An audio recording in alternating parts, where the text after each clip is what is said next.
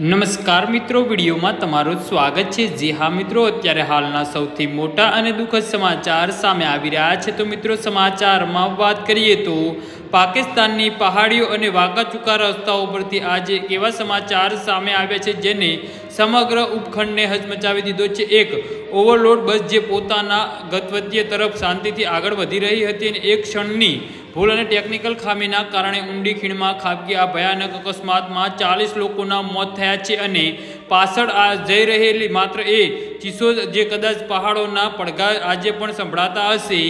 પ્રારંભિક માહિતી મુજબ આ અકસ્માત પાકિસ્તાનના કોઈ આંતરડીય પહાડી વિસ્તારમાં થયો છે। બસ મુસાફરોથી ખીચોખીચ ભરેલી હતી। પહાડી રસ્તાઓ પર મુસાફરી કરતી વખતે ઘણીવાર ઓવરલોડિંગ અને સામાન્ય બાબત ગણી લેવામાં આવે છે, પરંતુ આજે આ બેદરકારીએ 40 પરિવારને દીવા બુઝાવી દીધા છે। બસનું સંતુલન બગડ્યું અને તે સીધી ઊંડી ખીણમાં જઈ પડી હતી। પ્રત્યક્ષીઓએ કહેવું છે કે અકસ્માત એટલો ભયાનક હતો કે બસના કુરચા ઉડી ગયા હતા। સ્થાનિક લોકોએ સૌથી પહેલા મદદ માટે હાથ લંબાવ્યા, પરંતુ ખીણ એટલી ઊંડી હતી કે રાહત સામગ્રી પહોંચાડવી એટલી મુશ્કેલ બની હતી કે ઘણા લોકોને બચાવી શકાયા નહીં।